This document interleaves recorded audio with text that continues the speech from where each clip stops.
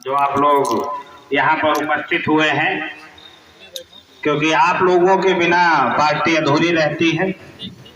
और जिस संबंध में यहाँ आप लोगों को बुलाया गया है, ये वीरांगना रानी अवंतीबाई लोधी जी, जो हम सबके समाज की पिछड़ा वर्ग की महिला थी और जिन्होंने देश के लिए बलिदान दिया।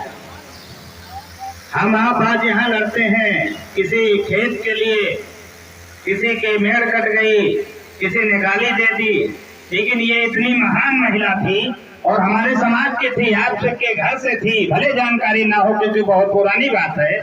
तो इन्होंने किसके लिए लड़ाई की है? हमारे और आपके देश के लिए। व्यक्तिगत अपने लिए नहीं लड़ी है कि आज हमारे घर में किसी ने गाली दी थी, एक गाली देने पे आज आप लोग एक दूसरे को मनमिटने पे लग जाते हो। कितनी गालियां इन्होंने खाई होगी पता नहीं। यहाँ एक भी आदमी ऐसा नहीं होगा जो दो चार गाली या डांट या पुलिस की प्रताड़ना खाने के बाद वो कुछ कर सके।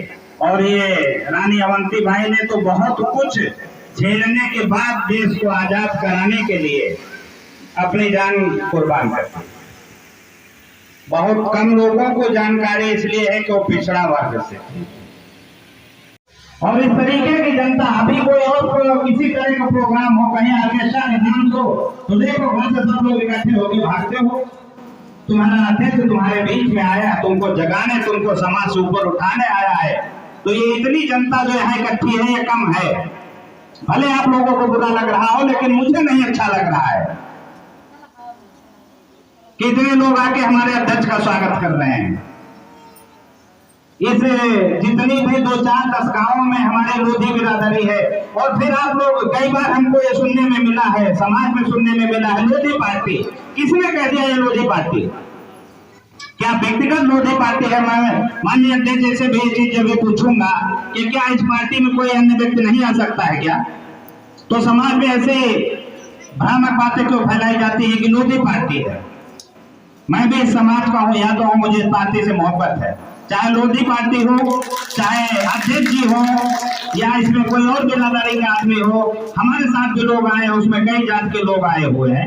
मैं माइक के माध्यम से नहीं बोलना चाहता हूँ, लेकिन जो लोग ये अफवाह फैला रहे हैं कि ये लोधी पार्टी है, तो उनसे मैं निवेदन करना चाहूंगा हाथ जोड़ के कि कृपया इस अफवाह को बंद कर दें। और माननीय अध्यक्ष जैसे आज कहूंगा कि इस मंच से आज स्वयं वो कहें कि ये काम करना बंद कर दे आदमी, कि व्यक्तिगत पार्टी नहीं है, सबकी पार्टी है। हर पार्टी में आदमी जाता है, क्यों जाते हो भाई? फिर जातिवादी वाली पार्टी में जाओ ना। अध्यक्ष जी हमारे सिर्फ लोधी के लिए नहीं, ये हम सब के लिए यहाँ आए हैं, हम सबको जगाने के लिए आए हैं, हम सबको ऊपर उठाना चाहते हैं। बाबा भीमराव अंबेडकर साहब जिन्होंने संविधान, भारत के संविधान को रचा, आज उनकी देन है कि हमको चारपाई मिलती, हमको कुर्सी मिलती है। वो किस बिरादरी के थे?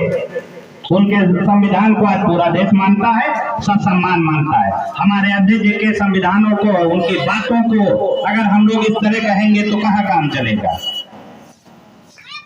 और इसी के साथ आज हम सबसे ज्यादा जो हमारे साथ कमी महसूस हो रही है, वो कुछ साल पहले नटई गांव के हमारे गुरचरण भाई जो इस दुनिया में अब नहीं रहे हैं।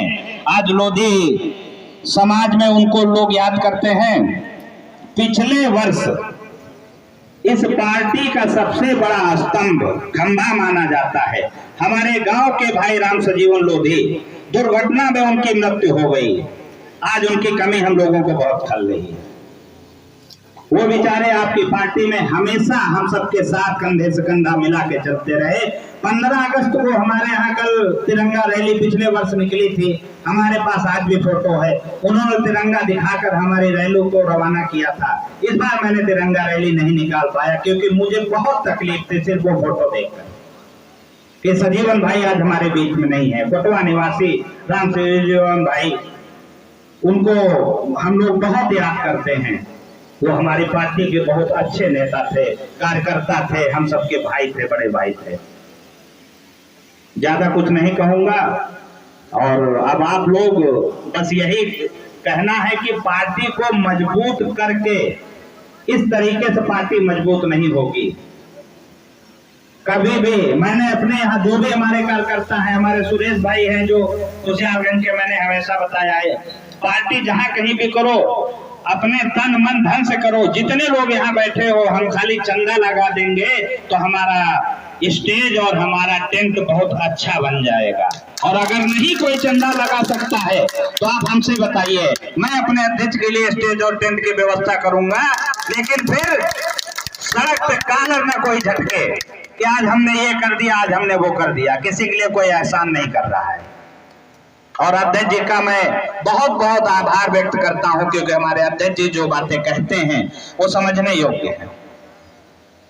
आज मैं कोटवा ग्राम सभा की बागडोर संभाल रहा हूं। आप लोगों ने, सब लोगों ने मिल करके हमारी पत्नी को प्रधान पद पर बैठाया है, ये बहुत बड़ी बात है। और उसमें हमारे अध्यक्ष जी का बहुत बड़ा योगदान है, क्योंकि चुनाव से पहले जड़ावगंज में मीटिंग थी। अध्यक्ष जी ने व्यक्तिगत रूप से सबसे निवेदन किया था कि इस बार कोटवा में अनिल यादव को चुनाव जिताना है। मैं अध्यक्ष जी को बहुत बहुत धन्यवाद करता हूं। और आगे जो भी ये कहें उनकी बातों को हमें मानना है, उसमें ये नहीं कहना है कि हमको क्यों नहीं किया। अभी थोड़ी बात मानिए, कह दीजिए खुशीराम भाई की हमको जड़ावगंज या नटई से प्रधानी लड़ना है, तो उसमें बाकी नंदकिशोर भाई गुस्सा हो जाए। ऐसा नहीं है, हमारे अध्यक्ष का निर्णय सर्वोपरि रहता है, उसको हमें मानना है तो मानना है। ज्यादा कुछ नहीं कहूंगा, बस यहीं पे वाणी को विराम देता हूं। माननीय अध्यक्ष जी को प्रणाम करता हूं और पूरी जनता को प्रणाम करता हूं कि जनता हमारा श्रृंगार है। जनता से ही हम लोग खुश होते हैं। जनता हमारे लिए सबसे बड़ी भगवान है। धन्यवाद।